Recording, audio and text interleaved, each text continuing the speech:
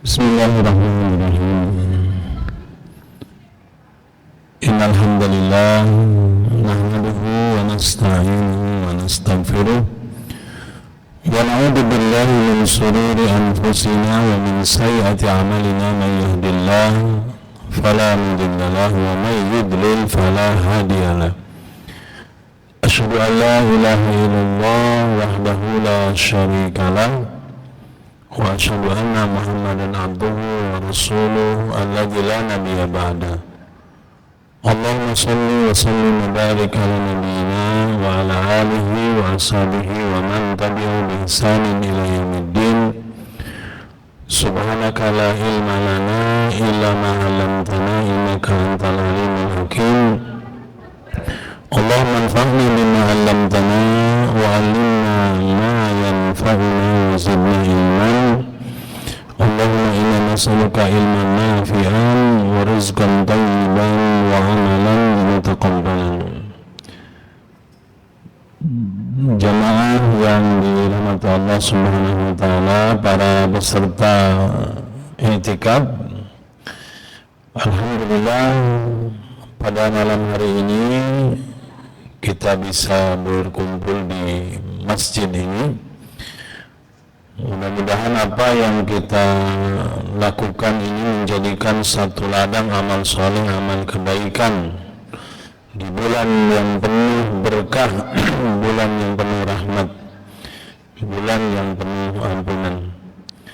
Tidak terasa jemaah sekalian, kita sudah masuk di malam yang ke-24.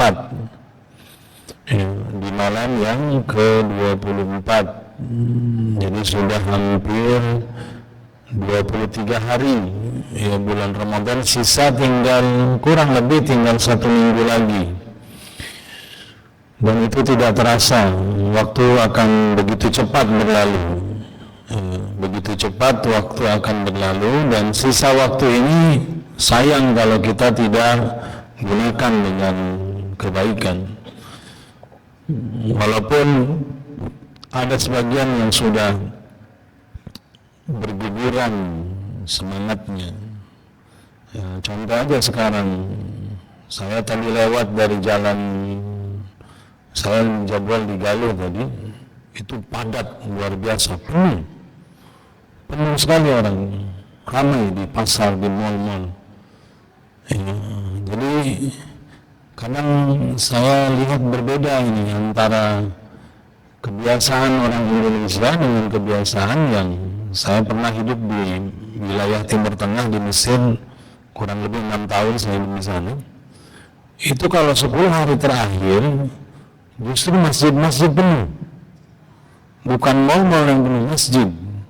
Apalagi di malam 27 ya, saya pernah sholat dan i'tikaf di Masjid Amr bin As, itu menampung 50.000 jamaah.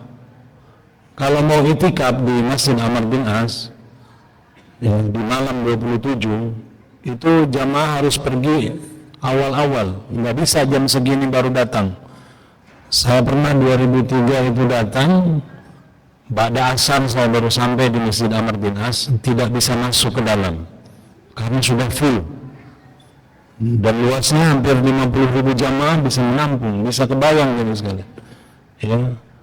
Jadi jamaah yang Allah Subhanahu wa taala, terkadang di 10 hari terakhir ini yang banyak orang yang semangatnya itu sudah mulai turun, ya, semangat dalam bermujahadah, dalam beribadah. Dan alhamdulillah, mudah-mudahan yang hadir di sini jamaah sekalian, ya, walaupun ada anak-anak yang tentunya belajar i'tikaf, ya, belajar i'tikaf ini mencintai masjid yang insya Allah pada akhirnya akan mendapatkan keberkahan. Nah, jamaah sekalian yang dirahmati Allah Subhanahu wa taala, berbicara semangat ini, semangat dalam beribadah. Saya sebelum si materi, saya mungkin mengawali dengan kisah biar kita semangat dengan kisah ini. Kisah di bulan Ramadan, awal diwajibkan ibadah saum. Ibadah saum itu diwajibkan tahun berapa? Ibadah saum Ramadan diwajibkan tahun 2 Hijriah. Nah, ibadah saum itu diwajibkan tahun ke-2 Hijriah di bulan Sya'ban. Turun surat ya ayyuhalladzina amanu kutiba alaikumusiyam kama kutiba alal ladzina min qablikum la'allakum tattaqun. Nah, jamaah sekalian, ketika awal diwajibkannya ibadah saum, semangat ibadah saum itu luar biasa. Bahkan jamaah sekalian yang dirahmati Allah Subhanahu wa taala, dulu Nabi kita Nabi Muhammad dan para sahabat itu ketika melakukan saum, ya, turun juga kewajiban perang. Awal mula perang itu tahun ke-2 Hijriah yang kita kenal dengan perang apa? Perang Badar. Ya, kita hanya mendengar kisah perang Badarnya saja, tapi kadang jarang dibedah. Yang jarang dibedah tentang perang Badarnya, semangat perang Badarnya. Ini luar biasa teman sekalian. Perang Badar itu disebut dengan perang Furqan. Ya, perang Furqan itu bertemunya antara hak dan yang batil, bertemunya antara keimanan dan kekufuran. Al-Furqan, Yaumal Furqan, Yaumal Taqal Jam'an. Ketika dua kubu ini bertemu, jamaah sekalian. Nah, jamaah yang dirahmati Allah Subhanahu wa taala, ini semangat dalam kisah dalam perang Badar ini, jamaah sekalian. Waktu itu sebenarnya niat Rasulullah itu sebelumnya bukan perang, ya. Itu sedang mengintai kafilah dagang. Kafilah dagang Abu Sufyan, waktu itu Abu Sufyan bin Harb, ya, membawa dagangan yang cukup besar. Cuman saya hanya mengklarifikasi agar tidak salah faham. Tidak salah faham bagi kita. Tidak salah fahamnya apa? Ya, khawatir ada yang memahami ketika Rasulullah akan mencegat kafilah dagang Abu Sufyan, ya, seolah-olah mau merampok, kan begitu, ya, mencegah kafilah dagangnya. Nah, padahal jamaah sekalian, justru Rasulullah SAW melakukan itu karena atas kezaliman orang-orang kafir Quraisy kepada para sahabat. Ketika mau hijrah, sahabat itu nggak boleh membawa hartanya, ya, hartanya harus ditinggalkan di Mekah. Contoh misalkan Abdurrahman bin Auf, ketika hijrah hartanya harus disimpan. Kemudian sahabat-sahabat yang lain, ya, itu harus disimpan, tidak boleh membawa harta. Nah, sehingga jemaah sekalian yang dirahmati Allah Subhanahu wa taala, kisah perang Badar ini biar tergambar bagaimana luar biasanya perang Badar, jemaah sekalian. Ketika Abu Sufyan bin Harb, suami dari Hindun, mengetahui ini akan ada gerakan dari Nabi Muhammad SAW, itu Abu Sufyan itu dia nyewa seorang ahli, ya, untuk mencari jejak, ya, karena banyak diantara para sahabat waktu itu patroli juga di kisaran Madinah, ya, kisaran Madinah. Kemudian salah satunya Abu Sufyan, ya, Abu Sufyan itu mengetahui bisa lepas dari dari kaum muslimin kafilah dagangnya. Ini kafilah dagang Abu Sufyan. Ada yang tahu berapa jumlah kafilah dagang yang dibawa oleh Abu Sufyan bin Harb? Kafilah dagang yang cukup besar. Yang jumlahnya itu kurang lebih 1000 unta dan membawa kurang lebih 50.000 dinar. Bisa kebayang, Pak, 1000 unta dan membawa dagangan 50.000 dinar. Itu 50.000 dinar kalau dikalikan zaman sekarang, ini zaman sekarang nih. 1 dinar itu berapa? 4,5 juta, ya. 1 dinar kurang lebih 4,5 juta. Tinggal dikali saja, Pak, 50.000 dinar. Itu aset dagang yang cukup dahsyat, ya, hampir 0,5 triliun lebih. Ya, besar itu, dan itu kafilah dagang yang luar biasa, jemaah sekalian. Sehingga Abu Sufyan pun, ya, itu punya strategi. Salah satu strateginya ini nggak ada yang tahu nih strateginya Abu Sufyan bisa menghindar. Itu ada ahli ya. Dilihat ada jejak tai unta. Jejak tai unta. Jadi Abu Sufyan itu juga hebat dia. Jadi tai unta itu diambil, kemudian dibelah dan dilihat, oh ini unta bukan unta Mekah, ini unta orang Madinah. Dari mana taunya unta ini unta orang Madinah dan ini unta orang Mekah? Dari tai untanya, teman sekalian. Dan Abu Sufyan tahu ketika dibelah, dia dibedah lah itu tai unta, itu ada kurma, ya kurmanya beda antara kurma Mekah dan kurma Madinah. Nah, bapak-bapak kalau pergi haji, pergi umrah pasti akan beda. Kurma Madinah itu lebih bagus, ada ajwa, ada kurma Nabi, ada kurma yang lainnya. Sehingga Abu Sufyan tahu, wah ini banyak ini pasukan Muhammad yang, sehingga dia mengambil arah yang cukup jauh dan akhirnya selamat Abu Sufyan bin Harb itu. Singkat cerita jemaah sekalian yang dirahmati Allah Subhanahu wa taala, Abu Sufyan pada akhirnya mengirimkan utusan ke orang Quraisy. Bayangkan Badar itu jaraknya dari Madinah ke tempat Badar cukup jauh, kurang lebih 150 kilo. Ya, 150 kilo dari sini ke Bandung lah. Dari Madinah ke Badar itu kurang lebih 150 kilo perjalanan. Nah, jemaah sekalian yang dirahmati Allah Subhanahu wa taala, Abu Sufyan pada akhirnya dia mengirimkan utusan kepada orang Quraisy yang ada di Mekah. Ya, diutuslah seorang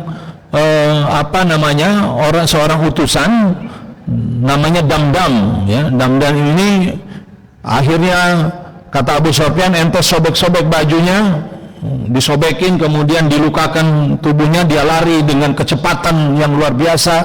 Ya, kalau ditempuh saat itu jaraknya cukup jauh, tapi Damdam ini dengan kecepatan yang luar biasa akhirnya sampai ke kafir Quraisy, mendramatisir kejadiannya, didramatisir. Ya, datang ke Abu Jahal, datang ke Umayyah dan tokoh-tokoh Quraisy. Ayuhal Quraisy, katanya, wahai orang Quraisy, ya, bahwasanya Muhammad dan pasukan sahabatnya telah mau mengambil alih, ya, kafilah dagang yang dipimpin oleh Abu Sufyan bin Harb. Kemudian jemaah sekalian, ya, melihat kondisi Damdam, akhirnya Abu Jahal dan tokoh-tokoh Quraisy akhirnya mengirimkan pasukan, ya, cukup besar pasukannya jemaah sekalian. Nah, setelah singkat cerita sampailah di satu tempat di Badar, kemudian Abu Sufyan mengirim utusan bahwa dia sudah selamat, ya, dari kejaran Nabi Muhammad SAW dan pasukannya. Akhirnya jemaah sekalian yang dirahmati Allah Subhanahu wa taala, ketika orang-orang Quraisy yang lain mengatakan sudah Abu Sufyan sudah selamat, kita pulang lagi ke Mekah, tapi Abu Jahal atau yang dikenal dengan Amr ibn Hisham itu jamaah sekalian kalau dibedah itu termasuk kabilah Al-Makhzumi. Kabilah Makhzumi itu kabilah yang di zaman Quraisy itu kabilah pembawa perang, panji-panji perang, jadi tukang perang. Ya, ketika mau berhadapan kata Abu Jahal, sudah, ini tidak usah lagi pulang ke Mekah, kita sikat saja Muhammad dan sahabat-sahabatnya, nggak usah pulang lagi, karena memang tukang perang, panglima-panglima perang itu ya keturunan Abu Jahal, karena kan jawara. Abu Jahal itu kan Amr ibn Hisham termasuk keturunan Makhzumi, itu pembawa panji-panji perang di zaman kafir Quraisy. Bahkan Rasul pun kan pernah berdoa, ya Allah, kuatkanlah Islam di antara dua Umar. Yang pertama adalah Umar ibn Khattab radhiyallahu anhu, yang kedua adalah Umar ibn Hisham atau Amr ibn Hisham yang kita kenal dengan Abu Jahal.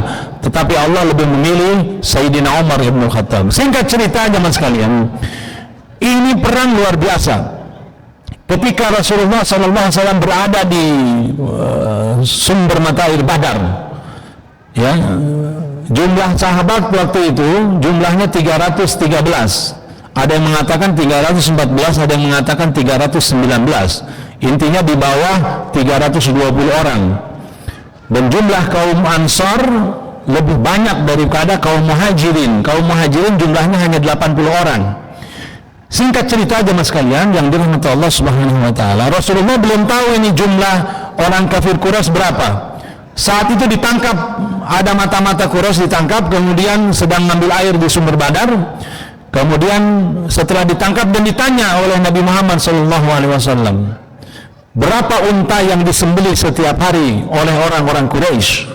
Kemudian orang itu mengatakan antara 9 dan 10. Rasul itu pintar teman sekalian. Ketika menghitung 10 unta yang disembelih, karena Abu Jahal waktu itu membawa ribuan unta, ya, dan ribuan kuda, karena jumlahnya hampir cukup banyak teman sekalian, maka Rasul menghitung, ya, kekuatan orang-orang kafir Quraisy waktu itu. Kalau 10 unta sehari, berarti pasukan mereka ada 1000 orang.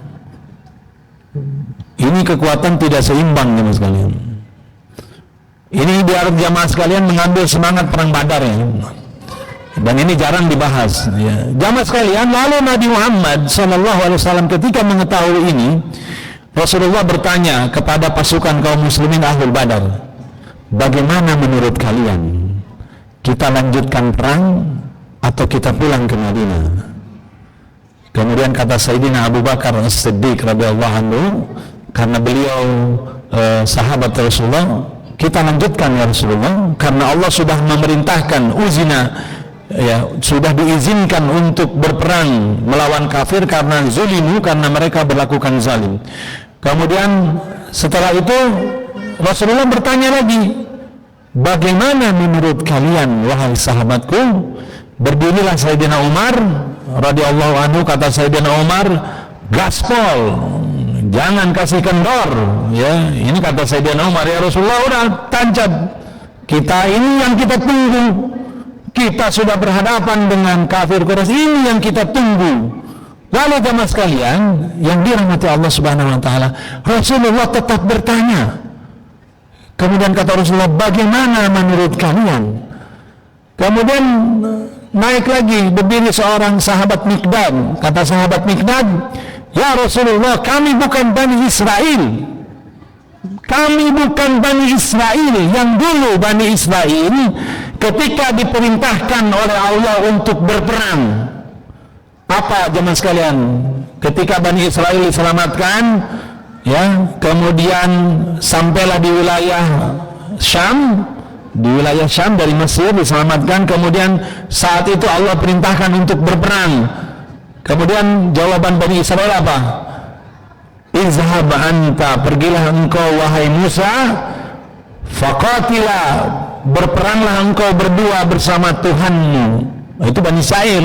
Bani Israel itu ketika diperintahkan perang justru, ya, kepada Nabi Musa mengatakan, izhab, pergilah engkau Musa bersama Tuhanmu berperang, duaan saja berdua, kami tidak ikut berperang. Maka kata Miqdad, ya Rasulullah, kami bukan Bani Israel, ya, kami tidak akan pernah mengatakan pergilah engkau berperang bersama Tuhanmu, kami akan bersamamu. Tapi tetap jamaah sekalian, Rasulullah tetap bertanya, bagaimana menurut kalian? Kenapa Rasulullah bertanya? Karena yang 3 orang ini muhajirin semua, orang Quraisy, muhajirin orang Mekah. Sayyidina Abu Bakar, Sayyidina Umar, Sayyidina Miqdad, ya. Rasul sebenarnya menginginkan jawaban Ansor, karena dari 313 atau 314-19 orang itu, muhajirinnya cuma 80 orang. Berarti sisanya berapa? Yang kalau 80, sisanya hampir 200-an lebih, ya. Hampir 200, hampir bukan lagi setengahnya, lebih, ya. Lalu kemudian jamaah sekalian yang dirahmati Allah Subhanahu wa taala, saat itu berdirilah seorang sahabat anak muda, pimpinan Ansor. Ansor juga memang tukang perang. Bani Aus dan Hajraj itu tukang perang. Tapi ini yang ditunggu-tunggu. Jawaban inilah yang ditunggu oleh Nabi Muhammad SAW. Karena jamaah sekalian, para sahabat Ansor ini kan sebenarnya sudah berjanji kepada Rasulullah ketika mereka Bayatul Aqabah. Bayatul Aqabah itu orang Ansor itu sudah berjanji kepada Rasulullah siap membela ya, siap mendukung, siap membela Nabi kita Nabi Muhammad SAW. Cuman wilayahnya di mana? Di Madinah. Kalau ini sebenarnya sudah di luar Madinah, 120 sampai 150 kilo dari Madinah, sehingga Rasul harus memberikan penegasan. Maka jemaah sekalian, berdirilah seorang sahabat namanya Sa'ad bin Mu'adz. Ya, sahabat Sa'ad bin Mu'adz ini, jemaah sekalian yang dirahmati Allah Subhanahu wa taala, dia berdiri dan dia berkata kepada Rasulullah sallallahu alaihi wasallam. Ucapannya ini membuat Rasulullah sallallahu alaihi wasallam menjadi tenang, jemaah sekalian. Dalam artian, karena ini yang ditunggu.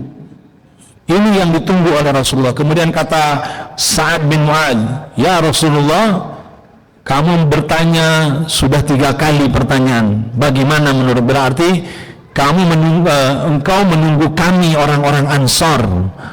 Jawaban orang Ansor. Kata Rasulullah, "Benar." Kata Rasulullah, "Benar. Saya menunggu jawaban orang-orang Ansor. Bukan jawaban dari Abu Bakar, jawaban Sayyidina Umar yang mengatakan gaspol langsung terus, ini yang kita tunggu untuk berperang, bukan. Tapi ini yang ditunggu adalah jawaban Sa'ad bin Mu'adz, seorang Ansor." Kata Sa'ad bin Mu'adz, "Ya Rasulullah, kami beriman dengan sungguh benar-benar keimanan kepadamu, dan kami yakin, kami mempercayaimu, kami bersaksi bahwa apa yang engkau laksanakan, apa yang engkau lakukan adalah semuanya benar." Ya, selain itu kata Sa'ad bin Mu'adz, ya, "Kami sudah berjanji untuk mendengar dan taat kepadamu, maka teruskan apa yang engkau kehendaki wahai Rasulullah." Lalu kemudian kata Sa'ad bin Mu'adz, "Teruskan, kami akan bersamamu ya Rasulullah." Kemudian ini ungkapan yang luar biasa dari Sa'ad bin Mu'adz. "Wallahi, demi Allah," kata Sa'ad bin Mu'adz, "jika di depan ada lautan," coba perhatikan semangat tempurnya jemaah. "Jika di depan ada lautan dan engkau perintahkan kami untuk menyelam bersamamu, maka tidak selangkah pun kami akan mundur dan kami akan masuk ke dalam lautan." Wah, hebat Pak ini.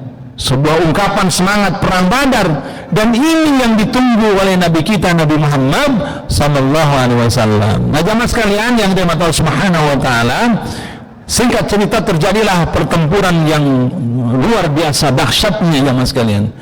Ya, 1000 lawan 300 kekuatan, sehingga jamaah yang dirahmati Allah Subhanahu wa taala, ya, karena ini banyak anak-anak,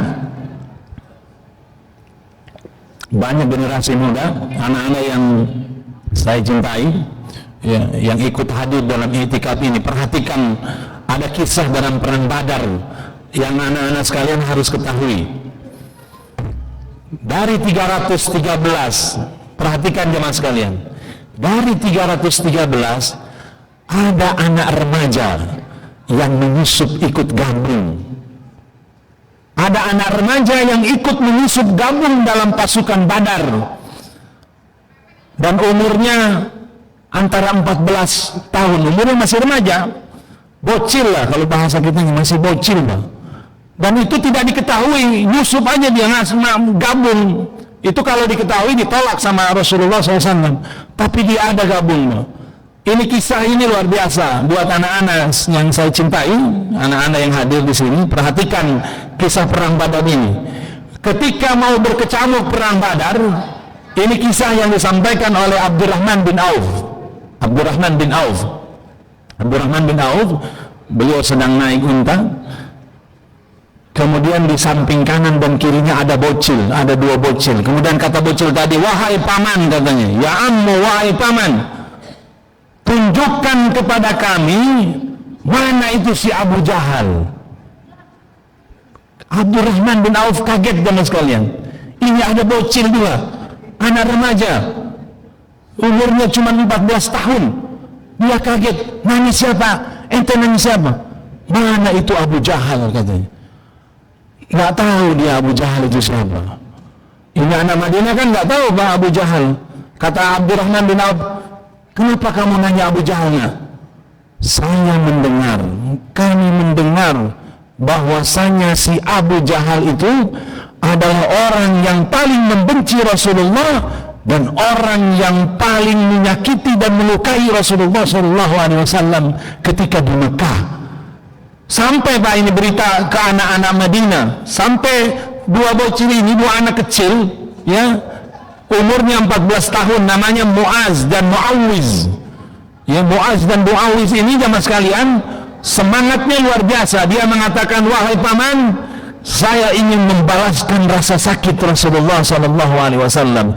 Tunjukkan mana si Abu Jahal itu. Kemudian kata Abdurrahman bin Auf, itu Abu Jahal itu. Dia dikawal, naik kuda dan sebagainya. Udah Pak, dicirian, ditandain sama anak dua ini. Akhirnya dia berlomba, ente atau saya yang duluan sikat si Abu Jahal. Berani Pak. Nggak tahu itu kan panglima itu.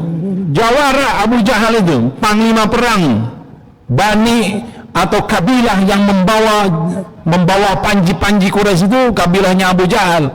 Ya kalau orang-orang orang-orang Quraisy tahu nggak selevel, makanya Abu Jahal juga agak sombong Pak ketika perang tanding antara umat Islam dengan dengan orang Quraisy waktu itu. Majulah orang-orang Ansor, kata Abu Jahal, siapa lu? Siapa ente? Mundur, nggak level. Mana Quraisy katanya? Sini Quraisy, nggak level Pak. Kabilah Quraisy itu punya kabilah sekufu, harus sama-sama levelnya Pak. Makanya yang maju waktu itu jamaah sekalian Sayyidina Ali yang maju, yang waktu itu maju para sahabat orang-orang Quraisy, bukan orang-orang Madinah. Madinah itu nggak dianggap sama Abu Jahal. Tapi jamaah sekalian yang dirahmati Allah Subhanahu wa taala, singkat cerita, semangat perang Badar ini khususnya bagi umat Islam, bagi kita termasuk anak remaja yang akhirnya ketika meletus perang Yaumal Furqan, Yaumal Taqal Jam'an, antara hak dan yang batil, kemudian dua anak remaja ini yang umurnya kurang lebih 13-14 tahun itu melesat ke depan, lalu kemudian ya menyerang Abu Jahal, dan pada akhirnya Abu Jahal terjatuh dan terkapar. Ya, Abu Jahal itu hina Bah, matinya bukan, istilahnya kalahnya bukan sama jawara lagi, kalahnya sama bocil Bah. Abu Jahal yang jawara, yang jagoan itu kalahnya sama bocil, sama anak umur 13-14 tahun, Muaz dan Muawiz. Ya, kemudian mereka dengan semangat jemaah sekalian menjatuhkan Abu Jahal sampai sakarat. Ya, akhirnya nanti diselesaikannya ketika habis terjadi perang. Kemudian Ibnu Mas'ud radhiyallahu anhu itu patroli, dilihat, kemudian dia menemukan Abu Jahal yang sudah terkapar sekarat, lalu kemudian diselesaikan oleh Ibnu Mas'ud.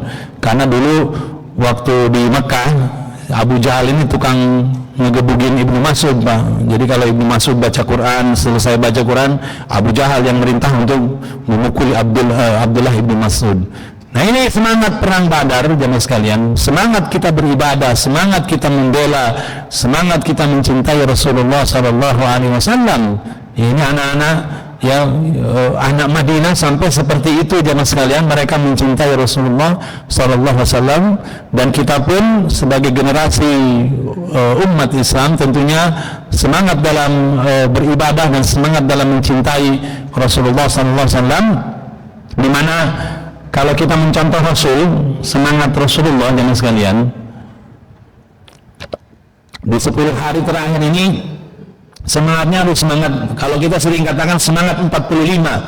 Kan semangat 45 itu semangat apa? Semangat berjuang, semangat, sering kita mengatakan semangat 45 ya. Dan kita pun jemaah sekalian bagi umat kita semangat perang Badar, semangat kita ya dalam mencintai Rasulullah, semangat dalam beribadah ya, dalam mencontoh Rasulullah sallallahu alaihi wasallam, wabil khusus di bulan Ramadan dan wabil khusus di 10 hari terakhir ini jemaah sekalian. Kalau kita benar-benar mengakui umat Nabi Muhammad, sebenarnya kita ini gak pantas Pak, kalau ngaku jadi umat Nabi Muhammad kurang pantas ya. Maksud kurang pantasnya bagaimana jamaah sekalian? Saya pernah menyaksikan guru kami yang ada di Mesir, di Al-Azhar, namanya Syekh Ali Jum'ah. Syekh Ali Jum'ah jamaah sekalian, Syekh Ali Jum'ah ini merupakan mufti Mesir. Saya kadang ikut kajiannya di Masjid Al-Azhar. Beliau sering isi kajian di Masjid Al-Azhar di Kairo. Dia mufti, ya mufti yang memberikan fatwa, mufti Mesir. Ilmunya dalam, fakih, orang yang luar biasa, saleh. Saya hari Jumat pernah ditanya begini, ya Syekh katanya, bagaimana perasaanmu jika suatu saat nanti engkau bertemu dengan Nabi Muhammad, baginda Nabi Muhammad sallallahu alaihi wasallam? Sisa ditanya, bagaimana perasaanmu nanti kalau ketemu, seandainya suatu saat bertemu dengan baginda Nabi Muhammad Rasulullah sallallahu alaihi wasallam? Apa jawaban Syekh? Kata Syekh hari Jumat, seandainya saya akan bertemu dengan baginda Nabi Muhammad Rasulullah sallallahu alaihi wasallam, saya akan bersembunyi di balik tembok, bersembunyi, dan saya akan melihat Rasulullah dari jauh. Kenapa ya Syekh katanya?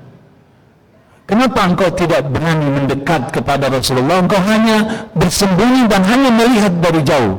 Apa jawaban Syekh? Saya tidak layak dan saya malu. Malunya kenapa? Rasulullah sallallahu alaihi wasallam, kata beliau, manusia yang luar biasa, orang yang paling bertakwa, ya, Sayyidul Anbiya'i wal Mursalin, sedangkan saya amalannya jauh, ya, jauh dari mencontoh Rasulullah sallallahu alaihi wasallam. Ambil contoh kecil aja jemaah sekalian. Kita kadang ngaku jadi umat Nabi Muhammad sallallahu alaihi wasallam, tapi kita tidak mencontoh apa yang dilakukan oleh Rasulullah. Di 10 hari terakhir misalkan, di 10 hari terakhir jemaah sekalian, dalam sebuah hadis disebutkan, karena Rasulullah sallallahu alaihi wasallam yatajahhadu fi ashril awakhir, keadaan Nabi Muhammad di 10 hari terakhir itu mujahadah, ya bersemangat dalam beribadah. Beliau itikaf. Itikafnya bukan itikaf yang lagi ngetren di kita, itikaf ngalong. Kan kalau di kita itikafnya ngalong, Bang. Itikaf ngalong itu cuman malamnya doang. Itu juga dipilih-pilih malamnya. Ini malam ganjil, malam genap nih. Nah, kalau malam ganjil agak penuh misalkan, malam 21, 23, 25, 27, 29 agak penuh tuh kalau malam ganjil. Kalau malam genap nih biasanya agak sepi. Malam genap, malam ganjil. Ya kalau di Indonesia kan beda-beda apa malam genap, malam ganjilnya. Bisa jadi malam genap, malam ganjilnya versi Muhammadiyah atau versi NU atau versi pemerintah kan kadang beda di penentuan hilalnya. Tapi untuk saat ini tahun ini sama. Nah jemaah sekalian yang dirahmati Allah Subhanahu wa taala, kalau kita mencontoh Rasulullah sallallahu alaihi wasallam di 10 hari terakhir ini, ya beliau yatajahhadu, beliau bersemangat, bahkan kata Siti Aisyah, beliau mengikat kuat ya sarungnya, ikat pinggangnya dikuat sehingga mencerminkan semangat dalam beribadah. Lalu beliau menghidupkan malam-malamnya itu dihidupkan oleh Rasulullah sallallahu alaihi wasallam, dan beliau membangunkan kerabat dan keluarganya agar sama-sama mendapatkan keberkahan di malam 10 hari terakhir. Karena di 10 hari terakhir ini jamaah yang dirahmati Allah Subhanahu wa taala, bagi kita umat Nabi Muhammad itu ada bonus, ya, sebagaimana yang diinformasikan oleh Rasulullah sallallahu alaihi wasallam, di dalam bulan Ramadan itu fihi lailatun khairum min alfi syahr, ada satu malam yang kalau kita beribadah itu lebih baik daripada 1000 bulan. Ya, malam itu adalah malam Lailatul Qadar. Kenapa disebut dengan malam Lailatul Qadar? Karena malam itu malam yang dimana Allah Subhanahu wa taala dulu menurunkan Al-Quran di malam Lailatul Qadar. Inna anzalnahu fi lailatin mubarakah. Kami menurunkan Al-Quran pada malam yang diberkahi, ya, malam yang lebih baik daripada 1000 bulan. Ya, kalau kita beribadah di malam itu sama dengan nilainya, kualitasnya sama dengan 84 tahun kita beribadah. Jamaah sekalian yang dirahmati Allah Subhanahu wa taala, bahkan Rasulullah memberikan semangat motivasi kepada kita. Selain malam itu malam keberkahan, malam Lailatul Qadar itu adalah malam ampunan. Ya, malam ampunan. Dalam hadis Rasulullah mengatakan, man qama lailatul qadar imanan wa ihtisaban ghufira lahu ma taqaddama min dzanbi. Barang siapa yang qiyam di malam Lailatul Qadar, dia melaksanakan qiyam Ramadan, qiyam Lailatul Qadar, dia salat di malam itu, ya baik salat wajibnya atau salat tarawihnya atau salat tahajudnya.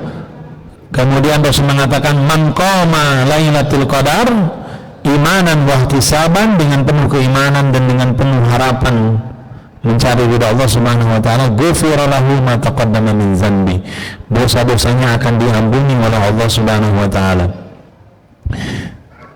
Bahkan jemaah sekalian, ya, Rasulullah mengajarkan kepada kita ada satu doa. Doa ini insya Allah semuanya hafal. Ketika Siti Aisyah radhiyallahu anha bertanya kepada Rasulullah, ya Rasulullah, apa yang harus aku lakukan jika malam ini adalah malam Lailatul Qadar? Kemudian Rasul mengatakan, wahai Aisyah, perbanyak engkau membaca doa. Doanya apa? Doanya kita hafal semuanya. Doanya adalah Allahumma innaka afuwun tuhibbul afwa fa'fu anni, atau fa'fu anna untuk kita semua. Jamaah sekalian yang dirahmati Allah Subhanahu wa taala, selain Allah memberikan ampunan Al-Ghaffar, ya, ghufira lahu ma taqaddama min dzanbi, Allah akan mengampuni dosa-dosa kita yang lalu. Ya, Allah itu punya sifat dan nama Al-Ghafur atau Ghafur atau Al-Ghaffar yang memberi maaf. Kita ini jamaah sekalian, kalau melakukan satu amal perbuatan itu ada bekasnya, tercatat rapi, ya, baik amal soleh atau amal buruk, baik kebaikan atau keburukan, ya. Kalau kita melakukan dosa dan kemaksiatan, maka jamaah sekalian yang dirahmati Allah Subhanahu wa taala, dosa dan kemaksiatan itu ada jejaknya, ada bekasnya. Kalau bahasa kita, ada jejak digital yang tidak akan hilang. Ini kalau saya kembalikan ke sesuatu yang logis, yang ilmiah, Pak. Ilmiah, ini ilmiah. Jamaah sekalian yang dirahmati Allah Subhanahu wa taala, Allah Subhanahu wa taala menciptakan kita. Jumlah manusia sekarang ada 7 miliar, kurang lebih 7 miliar. Dari 7 miliar, kita sidik jari kita, Pak, itu nggak ada yang sama. Ada yang sama nggak sidik jari? Sidik jari itu nggak ada yang sama. Saya kalau ngunci apa pakai sidik jari, nggak ada yang bisa buka kecuali sidik jari saya. Jadi kalau istri mau melihat, ya kalau lagi tidur pasti diambilnya, ditempelin sidik jarinya, kelihatan buka, ya, tinggal tempel. Ya, kalau yang lain nggak bisa buka, Pak, pakai sidik jari saya. Orang kalau bekerja absensi itu pakai sidik jari. Jamaah kalau keluar negeri di imigrasi pasti pakai sidik jari. Keluar negeri itu sidik jari di imigrasi, keluar masuk imigrasi sidik jari. Dan sidik jari itu tidak ada yang sama, semua beda. Jamaah sekalian yang dirahmati Allah Subhanahu wa taala, ini logis dan ini ilmiah. Kalau ada kejadian pencurian, perampokan atau kriminal di rumah, misalkan ada rumah orang kaya didatangi, disatroni maling, dirampok, dicuri, kemudian manggil polisi, maka polisi dia membawa anjing pelacak, dan polisi pasti dia membawa ahli forensik, dia membawa ahli, dan yang dicari apa? Sidik jari, Bang. Pasti polisi itu nyari sidik jari, dari mulai pintu apa semua itu sidik jari. Dan menurut para peneliti barat, jemaah sekalian, ini sesuatu yang ajib, Pak, ilmiah, Pak. Orang-orang barat itu mengatakan, beruntunglah wanita-wanita muslimah yang salehah, karena di dalam tubuhnya cuman ada sidik jari orang-orang yang mahramnya. Berbeda dengan orang-orang barat, Pak, di tubuhnya itu banyak sidik jari orang lain, karena banyak mereka melakukan selingkuh. Sehingga beberapa penelitian ini, penelitian secara ilmiah. Jadi jamaah sekalian, apa yang kita lakukan di dunia ini, selain nanti dicatat oleh Raqib dan Atid, itu ada jejak digitalnya, ada jejak-jejak yang kita lakukan. Sehingga benarlah perkataan Allah dalam surat Yasin. Allah Subhanahu wa taala mengatakan dalam surat Yasin, ini yang suka baca surat Yasin. Kata Allah Subhanahu wa taala, "Al-yawma nakhtimu 'ala afwahihim wa tukallimuna aydihim wa tashhadu arjuluhum bima kanu yaksibun." Nanti di yaumul hisab kita semua terdakwa, saya dan jamaah yang hadir terdakwa. Kullukum ra'in wa kullukum mas'ulun an ra'iyati. Setiap kalian akan diminta pertanggungjawabannya nanti. Pada hari itu, al-yawma, yaumul hisab, hari hisab nanti, nakhtimu ala afwahihim, mulut ini akan terkunci. Wa tukallimuna aydihim, dan tangan inilah dia yang akan berbicara. Tangan ini akan berbicara dengan bukti-bukti, Pak. Ya, diantaranya ilmiah tadi, bukti-bukti sidik jari itu, dan dia akan berbicara, dan kaki ini akan menjadi saksi dengan apa yang kita lakukan. Maka jemaah sekalian yang dirahmati Allah Subhanahu wa taala, saya ingin mengatakan begini. Ada dalam sebuah riwayat, ya, ketika seorang hamba, ya, disidang oleh Allah Subhanahu wa taala, kemudian Allah mengatakan, buka catatan amalnya. Catatan amalnya dibuka, Pak. Dalam surat Al-Kahfi, itu orang kafir ketika diperlihatkan catatan amalnya, buku catatan amalnya, orang kafir mengatakan begini, "Ma li hadzal kitab, ma li hadzal kitab la yughadiru saghiratan wala kabiratan illa ahsaha." Ini buku apa? Buku yang luar biasa, yang mencatat terapi semua perilaku pekerjaan yang pernah kita lakukan di dunia ini, semua tercatat terapi. Ma li hadzal kitabu la yughadiru saghiratan wala kabiratan illa ahsaha, di mana tidak luput yang kecil yang besar, semuanya tercatat rapi, sehingga kita tidak bisa membantah jemaah sekalian di hadapan Allah Subhanahu wa taala. Dalam riwayat Allah mengatakan kepada hamba, bisa jadi kepada kita semua, kata Allah Subhanahu wa taala, "Ya ibadi, wahai hambaku, dulu engkau di dunia telah melakukan ini dan itu." Ya, di tempat ini jelas ada semua catatannya, ada buktinya. Ya, kita tidak bisa mengelak, dan kita mengatakan benar ya Rabb, benar, dan kita malu, kita takut ketika dosa-dosa itu diungkap.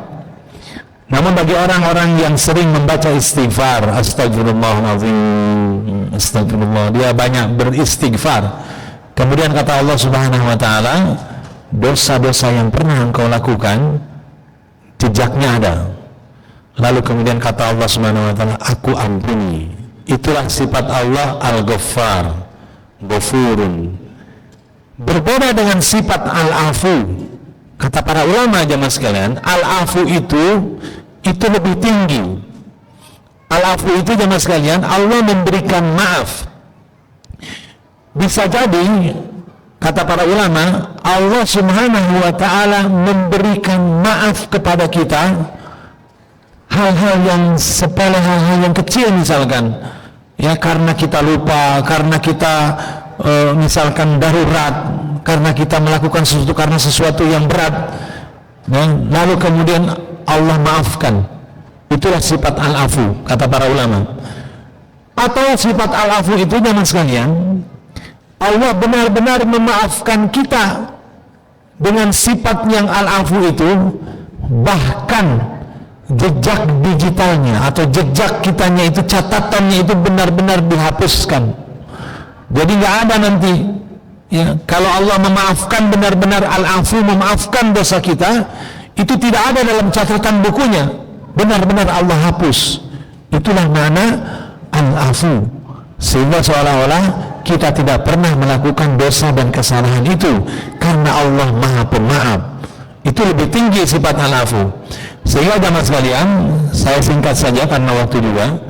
Di bulan Ramadan ini kita diperintahkan untuk banyak-banyak membaca doa Allahumma innaka afuwun tuhibbul afwa fa'fu anni.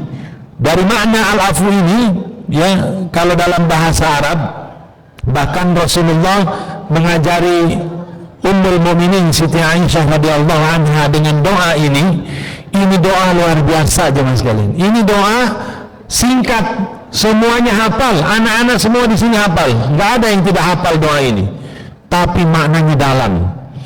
Rasulullah itu diberikan mukjizat, kata para ulama. Rasulullah itu kalimatnya itu ketika beliau bersabda, beliau yang mengungkapkan misalkan doa ini itu mengandung kalimat satu kata jami' mani'. Jami' mani ini mengandung makna yang dalam. Artinya satu kata doa itu tapi bisa mengandung makna-makna yang lain. Ya, contoh misalkan dalam bahasa Arab jangan sekalian,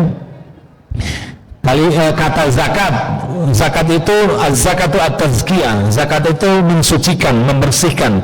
Az-zakatu an-numu, arti zakat itu berkembang. Az-zakatu al-islah, arti zakat itu memberikan kemaslahatan. Maknanya satu kata tapi mengandung makna yang banyak.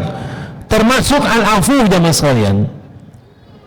Dalam bahasa Arab, ketika kita berdoa Allahumma innaka afuwun, ya Allah engkau Maha Pemaaf, ya, tuhibbul afwa, dan engkau senang memberi maaf, fa'fu anni, maka maafkanlah aku. Kata para ulama, al-afu bisa jadi Allah memberikan maaf dari dosa dan kesalahan kita. Al-afu minal wijdan, ya, kesalahan yang kita lakukan. Makna yang kedua jamaah sekalian, makna yang kedua dari al-afu itu adalah al-afiyah, Allah berikan kesehatan. Jadi ketika kita berdoa bukan saja kita meminta maaf kepada Allah, tapi juga bermakna mudah-mudahan Allah memberikan afiah, memberikan kesehatan. Atau makna al-afu kata para ulama, bukan saja Allah memberikan maaf atas dosa dan kesalahan, Allah memberikan kita nikmat kesehatan. Bahkan makna al-afu adalah rezeki yang halal dan rezeki yang berkah. Itu makna al-afu, Pak. Bapak bisa buka dalam surat Al-Baqarah. Allah Subhanahu wa taala berfirman ketika orang bertanya, yas'alunaka madza yunfikun, mereka bertanya tentang harta yang diinfakkan. Jawaban dari Allah, kulil afwa, kul al-afu, katakanlah al-afu, kulil afwa. Al-afwa ini maknanya adalah harta yang halal, rezeki yang halal, harta yang berkah. Itu makna dari al-afu. Makanya ketika kita berdoa Allahumma innaka afuwun tuhibbul afwa fa'fu anni, bukan saja kita meminta maaf, tapi Allah memberikan kesehatan, bahkan Allah menganugerahkan harta yang halal dan berlimpah. Dan yang terakhir makna al-afu itu jangan sekalian, makna al-afu inilah makna yang kita butuhkan setelah Ramadan. Ya, ini habis Ramadan, kayaknya masjid ini habis Ramadan nggak ramai kayak begini ya. Kalau habis Ramadan pasti sepi. Habis Isya selesai, masing-masing aktivitas masing-masing. Habis Ramadan ya kosong ini. Ya, ini Ramadan saja jam begini penuh. Ya, biasanya zaman sekalian orang ibadah di bulan Ramadan. Maka kata para ulama, kunu rabbaniyin, jadilah kalian hamba rabbani, wala takunu ramadaniyin, dan jangan kalian menjadi hamba hanya beribadah di bulan Ramadan. Puasa khusus bulan Ramadan, kemudian tilawahnya di bulan Ramadan saja, qiyamnya di bulan Ramadan saja, infaknya di bulan Ramadan saja, berbuat baiknya khusus di bulan Ramadan. Selesai Ramadan kembali ke laptop, selesai Ramadan kembali ke nol. Semangatnya luntur, semangatnya hilang, sholat jamaahnya tidak ke masjid, ya, kemudian saumnya juga jarang-jarang, saum sunatnya, baca Qur'annya ditinggalkan, ibadah qiyamul lailnya ditinggalkan. Selesai, tidak seperti itu jamaah sekalian. Maka doa Allahumma innaka afuwun, maknanya kata para ulama, sebenarnya kita sedang meminta kepada Allah, ya Allah berikan kami taufik. Allahumma innaka afuwun itu maknanya al-afu di situ maknanya termasuk at-taufik. Apa itu at-taufik? Taufik ini semangat kita yang Allah berikan, kemudahan yang Allah berikan dalam kita menjalankan ketaatan dan beribadah kepada Allah Subhanahu wa taala. Ini mungkin jamaah sekalian yang dirahmati Allah Subhanahu wa taala, karena waktu juga yang benar datang dari Allah Subhanahu wa taala, yang salah dari saya pribadi. Aku qouli hadza wa astaghfirullah li wa lakum. Assalamualaikum warahmatullahi wabarakatuh. Waalaikumsalam warahmatullahi wabarakatuh. Demikian tadi adalah paparan dari terkait 10 hari terakhir. Namun Bapak Ibu, apabila masih ada ganjalan atau ada yang perlu dipertanyakan terkait Ramadan atau malam 10 hari terakhir atau yang lain, silahkan bertanya kepada Ustaz. Silakan Bapak Ibu, siapa yang mau bertanya dulu?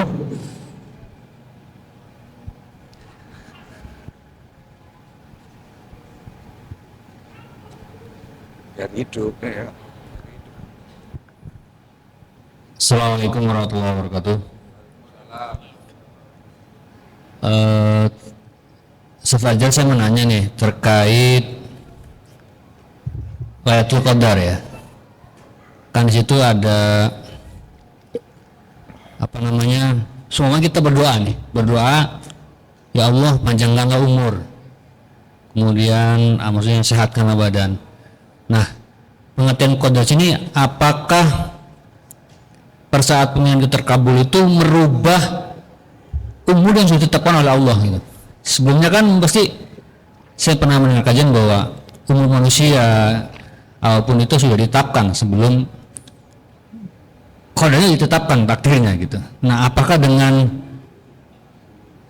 pada saat kita berdoa di malam 10 hari ini kemudian ada perubahan apa ya umur ketika kita minta doakan panjang umur contoh gitu tuh.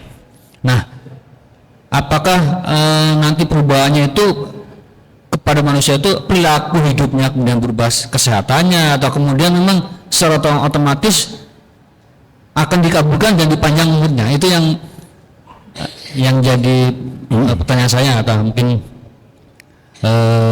sebenarnya ketetapan bagaimanakah yang Allah jamin ketika kita di malam 10 hari ini mendapatkan malam Lailatul Qadar. Demikian. Assalamualaikum warahmatullahi wabarakatuh. Waalaikumsalam warahmatullahi wabarakatuh. Bismillahirrahmanirrahim. Alhamdulillah wassalatu wassalamu ala Rasulillah. Jamaah sekalian yang dirahmati Allah Subhanahu wa taala.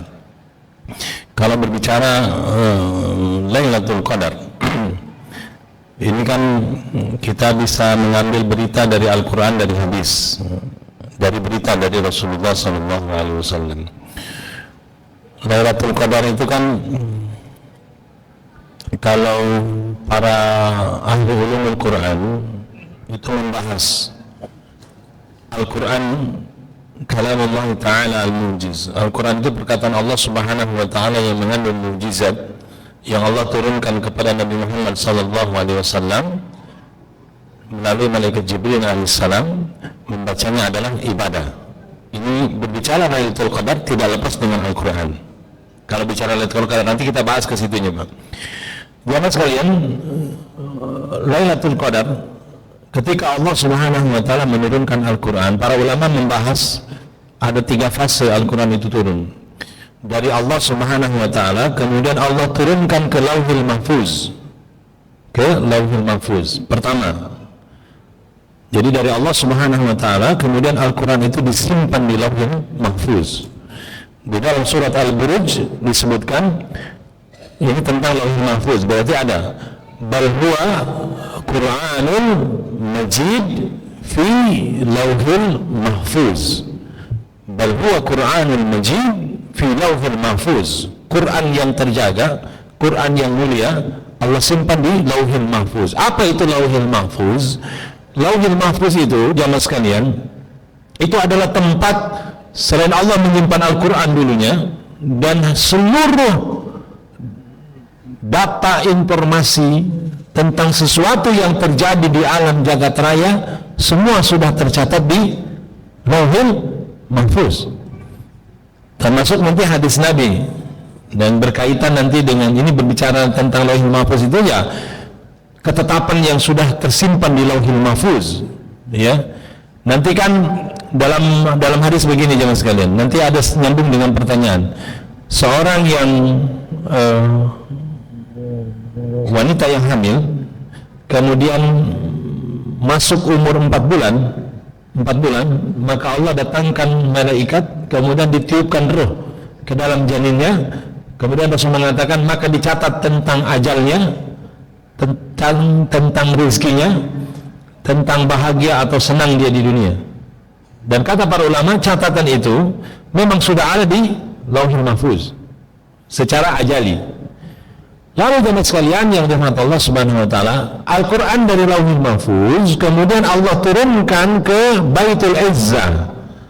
Baitul Izzah itulah yang disebut dengan turunnya Al-Qur'an secara keseluruhan, 30 juz, 114 surat, 6.666 ayat, sama dengan Quran yang kita baca sekarang, yang jamaah pegang Al-Quran, itu diturunkan dari Lauhul Mahfuz ke Baitul Izzah.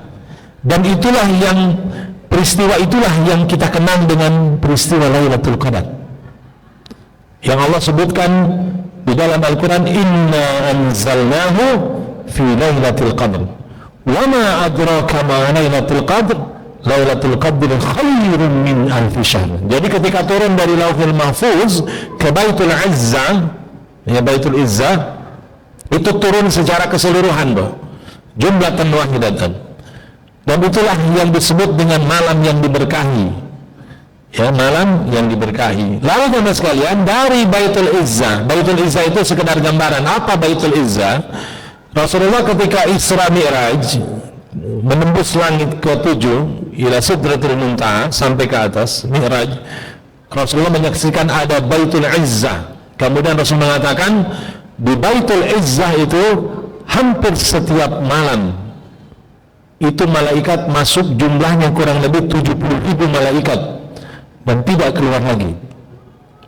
Ya tinggal di gambar saja berita Rasulullah yang mengatakan Baitul Izzah itu tempat yang mulia, ya, di mana malaikat melakukan tawaf, malaikat melakukan ibadah, kemudian mereka masuk ke Baitul Izzah setiap harinya 70.000 malaikat masuk dan tidak keluar lagi. Berarti luas dan tempat yang mulia. Dari sana baru nanti diturunkan Al-Quran ke Nabi Muhammad SAW ila sama'i dunya, ya, ke sama'i dunya itu diturunkan bertahap, menjaman bertahap. Dan turunnya, kalau di Indonesia turunnya mengambil pendapat 17 Ramadan. Kan 17 Ramadan tuh nuzulul Quran. Maksud nuzulul Quran itu apa? Nuzulul Quran di mana Allah menurunkan pertama kali surat Al-Alaq, pertama kali Rasulullah diangkat, dinobatkan menjadi nabi dan rasul, itu tanggal 17 Ramadan. Nah, itulah makna di nuzulul Quran. Jamaah sekalian yang dirahmati Subhanahu wa taala, kembali lagi ke makna Lailatul Qadar dalam surat Ad-Dukhan. Nah, ini akan kita bahas. Dalam surat Ad-Dukhan Allah mengatakan dalam surat Ad-Dukhan ayat ketiga, keempat, kelima, inna anzalnahu fi lailatin mubarakah inna kunna mundirin fiha yufraku kullu amrin hakim amran min indina. Silakan buka di dalam surat Ad-Dukhan ayat ketiga, keempat, kelima, ya, surat Ad-Dukhan. Ini menjelaskan tentang Lailatul Qadar. Kata Allah Subhanahu wa taala, inna anzalnahu fi lailatin mubarakah, kami menurunkan Al-Qur'an pada malam yang diberkahi. Saking berkahnya malam itu, kata Rasulullah, khairun min alfi syahr, lebih baik daripada 1000 bulan. Ya, kemudian jamaah sekalian, Allah Subhanahu wa taala mengatakan, inna kunna mundirin, kamilah yang memberikan peringatan. Fiha, maksudnya apa fiha di sini? Fiha, di malam itu, di malam Lailatul Qadar, yufraku kullu amrin hakim. Bisa dibuka nanti dalam tafsir Ibnu Katsir, yufraqu kullu amrin hakim. Dalam tafsir Ibnu Katsir dijelaskan di mana di malam Lailatul Qadar Allah Subhanahu wa taala sedang mengatur urusan segala urusan makhluknya, termasuk urusan kita semua. Itu di malam Lailatul Qadar sedang ditetapkan perkara urusannya. Dari Lauhil Mahfuz, catatan yang dari Lauhil Mahfuz itu jemaah sekalian, itu di dalam tafsir Ibnu Katsir dijelaskan Allah perintahkan ya untuk dicatat dalam 1 tahun ke depan. 1 tahun ke depan ini akan menimpa kita ini apa? Dalam tafsir Ibnu Katsir dikatakan tentang rezekinya, tentang baik atau buruknya, senang atau susahnya, tentang ajalnya juga. Ya, jamaah sekalian, itu di malam Lailatul Qadar. Makanya sebagian ulama ada yang mengatakan malam Lailatul Qadar adalah malam penentuan takdir untuk 1 tahun ke depan. Jadi jamaah sekalian, ketika Allah mengatakan fiha yufraqu kullu amrin hakim, di malam itu, malam Lailatul Qadar, kami sedang memutuskan perkara, segala urusan. Yufraqu kullu amrin. Kalau di dalam surat Al-Qadarnya, inna anzalnahu fi lailatul qadr wa ma adraka ma lailatul qadr, lailatul qadr khairun min alfi syahrin tanazzalu alaihimul malaikatu warruh fiha biidni rabbihim min kulli amr. Biidni rabbihim min kulli amr. Segala perkara, segala urusan. Segala perkara, segala urusan. Dijelaskan dalam tafsir Ad-Dukhan tadi, fiha yufraqu kullu amrin. Makanya tadi penentuan takdir tadi tentang rezeki, tentang 1 tahun ke depan apa yang akan terjadi dan sebagainya, atau misalkan Allah panjangkan umur, Allah tetapkan ajal kita di tahun ini dan lain sebagainya, pokoknya segala urusan.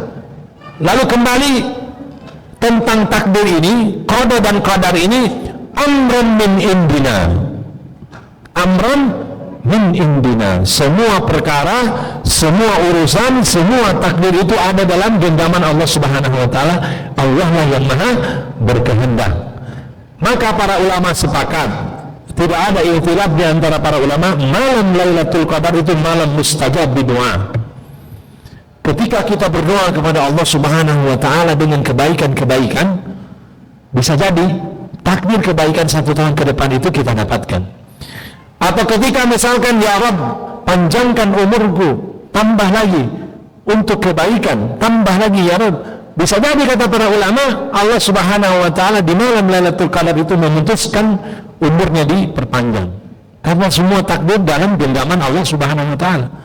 Ya, jadi jamaah sekalian, para ulama ada menjelaskan bahwasanya takdir itu bisa berubah dengan doa. Doa itu bisa merubah takdir. Ya, catatan takdir sebagaimana sedekah juga bisa menyelamatkan seseorang dari bala bencana dengan sedekah, dengan sedekah. Maka jemaah sekalian, jangan lewatkan doa-doa di 10 hari terakhir ini. Kalau kita punya hajat, punya kebutuhan, punya segala berdoa. Hakul yakin jemaah sekalian, hakul yakin Allah akan mengijabah. Karena di dalam Al-Quran disebutkan tentang bulan Ramadan dan saum Ramadan, ayat 183 sampai dengan ayat 187, ya ayyuhalladzina amanu kutiba alaikumus syiyam, sampai dengan ayat uhilla lakum lailatus syiyami rafathu ila nisaikum. Allah Subhanahu wa taala menyimpan satu ayat, tapi bukan ayat saum. Itu ayat-ayat apa? Ayat doa. Wa idza sa'alaka ibadi anni fa inni qarib ujibu da'watad da'i idza da'ani falyastajibu li wal yu'minu bi la'allahum yarshudun. Wa idza sa'alaka ibadi anni, dan apabila bertanya kepadamu wahai Muhammad, ibadi, hambaku, anni, tentang aku, tentang Allah Subhanahu wa taala, maka katakan Allah itu fa inni qarib, Allah itu dekat. Makanya ibadah itu, agar kita dekat dengan Allah, maka kita beribadah. Ibadah itu menjadi taqarrub ilallah. Kalau kita beribadah, kita akan lebih dekat, taqarrub ilallah, dan Allah makin dekat. Dalam hadis qudsi kan Allah mengatakan, jika hambaku datang, dia berjalan, maka aku datang sambil berlari, mendekati hamba. Makanya taqarrub kita, ibadah kita, kalau doa kita ingin diijabah, kalau doa kita ingin didengar oleh Allah Subhanahu wa taala ada syaratnya. Ya, fa inni qarib ujibu da'watad da'i idza da'ani, aku akan mengijabah doa yang hambaku panjatkan, tapi dengan syarat. Syaratnya apa? Falyastajibu li wal yu'minu bi. Ijabiyah dalam beribadah, bersegera dalam bertaqarrub, jangan malas-malas dalam melakukan ibadah. Ya, jadi jamaah sekalian, kembali lagi tadi dari pertanyaan ya tentang takdir. Ya bisa jadi di malam Lailatul Qadar, sebagian ulama menjelaskan itu malam penentuan takdir untuk 1 tahun ke depan, dan bisa jadi doa yang Bapak panjatkan ya Allah berikan takdir kebaikan bagi kita semua. Ya di 10 hari terakhir ini ya perbanyak berdoa kepada Allah Subhanahu wa taala, ya semua urusan, semua perkara ada dalam genggaman Allah Subhanahu wa taala, dan Allah lah yang Maha berkehendak. Dan aku yakin jemaah sekalian, ini hanya sekedar pengalaman, biar kita ambil satu keyakinan di 10 hari terakhir itu jemaah sekalian. 10 hari terakhir itu kalau kita beribadah, i'tikaf, kemudian kita benar-benar punya hajat, punya kebutuhan, punya keinginan, mustajab. Betul Pak, mustajab.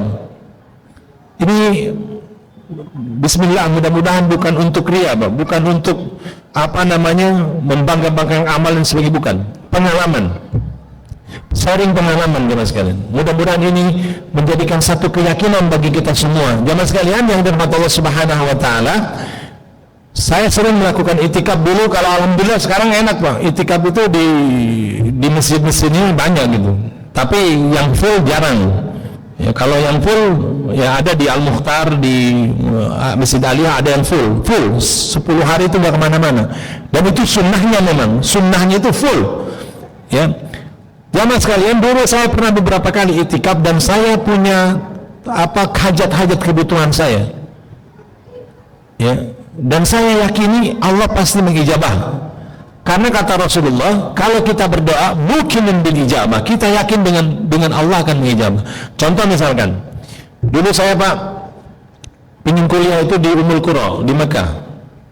Saya bikin murasalah, nunggu nggak dipanggil-panggil, nggak dipanggil-panggil dari Ummul Qura ini.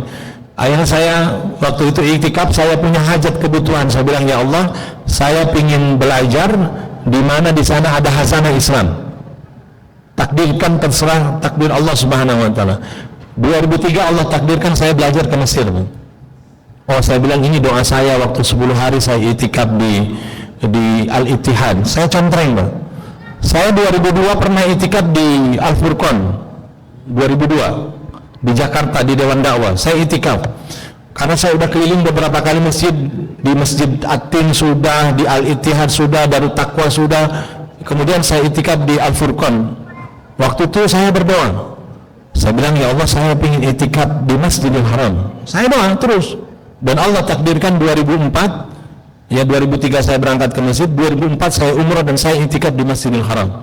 Jadi jemaah sekalian yang dirahmati Allah Subhanahu wa taala, kalau kita punya hajat, punya keinginan, di 10 hari terakhir ini banyak kita berdoa. Bahkan jemaah sekalian, kalau yakin dengan keyakinan kita bahwasanya 10 hari terakhir ada yang namanya malam Lailatul Qadar, di mana para ulama sepakat mustajab doa. Ini kisah Pak. Mudah-mudahan kita ambil bukan untuk satu yang ini. Saya menyampaikan ini keyakinan kita Pak, yakin. Ketika saya 2004 ya umrah Ramadan dan saya itikaf di Masjidil Haram, saya senang banget Pak. Saya bilang, oh ini doa saya yang waktu saya masih ingat di Al-Furqan, saya berdoa, ya Allah, saya ingin itikaf di Masjidil Haram. Lalu jemaah sekalian, ada godaannya tentu. Teman saya yang ikut bareng itikaf di Masjidil Haram waktu itu dibilang gini, Kang, ini ada bisikan ini. Bisikan apa? Jeddah. Aduh, saya bilang, enggak deh, saya enggak mau. Saya udah niat ini itikaf full, enggak mau keluar. Soalnya godaannya bagi mahasiswa waktu itu, godaannya itu kalau tawaf di Jeddah, ya kita bilangnya tawaf, bukan tawaf di Mekah ya, bukan tawaf di Masjidil Haram, tapi tawafnya di Jeddah. Kalau yang tahu di Jeddah itu kan Corniche, itu tempat bisnis, tempat jualan di sana, toko-toko di sana. Itu mahasiswa itu bisa dapat kalau dia sering rajin tawaf di sana, bisa dapat 2.000 real, 3.000 real. Fulus itu, banyak fulus. Nah itu godaan. Waktu itu saya bilang enggak, saya enggak ke Jeddah. Saya cukup ini cita-cita saya. Namun teman sekalian, berjalannya waktu sampailah malam 27. Ini saya masih ingat, malam 27 Ramadan. Kalau Imam Syafi'i itu berpendapat Lailatul Qadar itu malam 27 Ramadan. Itu Imam Syafi'i. Pendapat dari Imam Asy-Syafi'i. Sehingga biasanya di 10 hari terakhir di Mekah itu ada sholat tahajud sama kayak begini. Sholat tarawih kemudian malamnya sholat tahajud. Nah jamaah sekalian, di malam 27 itu imamnya Syekh Sudais. Waktu itu masih Syekh Sudais Syekh baca kunutnya panjang banget, hampir setengah jam, lama. Saya bilang ini kayaknya malam Lailatul Qadar nih. Terbawa kekhusyuan kita kan bersama imam. Habis itu jamaah sekalian, karena saya mahasiswa, kalau pulang lagi ke Mesir butuh biaya ongkos, ya maklum lah, pas-pasan waktu itu. Saya bilang, ya Rob, ini 27, 28, 29, 30, 23 Syawal saya udah pulang lagi ke Mesir. Bekal saya habis, saya minta uang, saya minta rezeki kepada Allah Subhanahu wa Ta'ala. Saya bilang, ya Rabb, waktu saya malam 27 itu saya sujud dan saya yakin ini tempat berkah, ini tempatmu, ini Baitullah, ini malam-malam diberkah ini. Saya minta uang, minta rezeki, Pak. Ini pengalaman, Pak. Dan saya jujur, kenapa? Ya karena bekal saya sudah habis. Waktu itu saya bawa bekal pas-pasan $500 tambah makan itu cuma $600 waktu itu. Saya naik kapal laut. Bekal habis, saya mohon pada Allah Subhanahu wa Ta'ala, ya Rabb urzuqni hajat kasir, ya. Kemudian teman sekalian, setelah itu saya udah niat saya mau ke Multazam, ke pintu Ka'bah. Masya Allah tidak akan mendengar. Baru saja niat, saya berdiri, itu ada orang Arab, saya masih ingat wajahnya, putih, ya putih tinggi, pakai gamis, ya kepalanya dicukur botak. Orang Indonesia banyak di depan saya, ini banyak, tapi dia manggil saya, ente di sini kerja atau kuliah? Saya bilang saya kuliah, anak talib fil Azhar. Saya bilang saya kuliah di Al Azhar. Oh, ente dari Mesir, kata si orang itu tadi. Kesini diongkosin sama Al Azhar atau ongkos sendiri? Saya bilang saya ongkos sendiri, naik kapal laut. Bukan diongkosin sama Al Azhar, saya ongkos sendiri naik kapal laut. Habis sekitar $500. Itu orang Arab itu, Pak, dia ngambil dompet, dia kasih 1.000 real saat itu. Jadi uang itu datang sendiri. Itulah yang disebut dengan fastajabna. Allah mengijabah doa ketika hamba itu memang butuhnya saat itu, Allah berikan kebutuhan. Jadi teman sekalian yang dirahmati Allah Subhanahu wa Ta'ala, untuk semangat di 10 hari terakhir kita pingin apa? Itu diketurkan, cek bahasa Sunda, mohon kepada Allah Subhanahu wa Ta'ala, berdoa. Doa itu kan ada 3 kemungkinan dengan kalimat di dalam Al-Quran. Kalau menggunakan huruf fastajabna, bagi saat itu dia diijabah, atau menggunakan huruf wastajabna, bisa ada jeda 1 hari, 1 bulan, 1 tahun, 2 tahun, atau summastajabna, nanti dijabahnya bisa di dunia atau bisa di akhirat kelak nanti.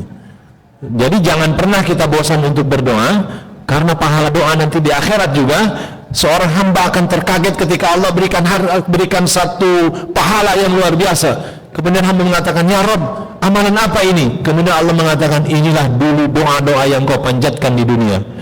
Makanya merasa rugi, kenapa tidak terlalu banyak saya berdoa, padahal pahalanya luar biasa. Wallahu a'lam bishawab.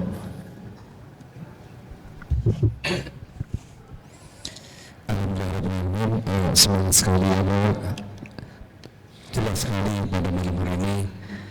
Untuk itu mohon Pak Ustadz, berhubung hari ini adalah 10 hari terakhir, mohon Pak Ustadz untuk bisa memimpin doa lah, biar kami di sini nih yang masih lemah imannya biar kuat imannya, kemudian yang hafalannya kurang Pak Ustadz semoga bisa bertambah hafalannya. Mungkin itu aja, dan mungkin Bapak Ustadz mohon izin silakan dipimpin untuk doa.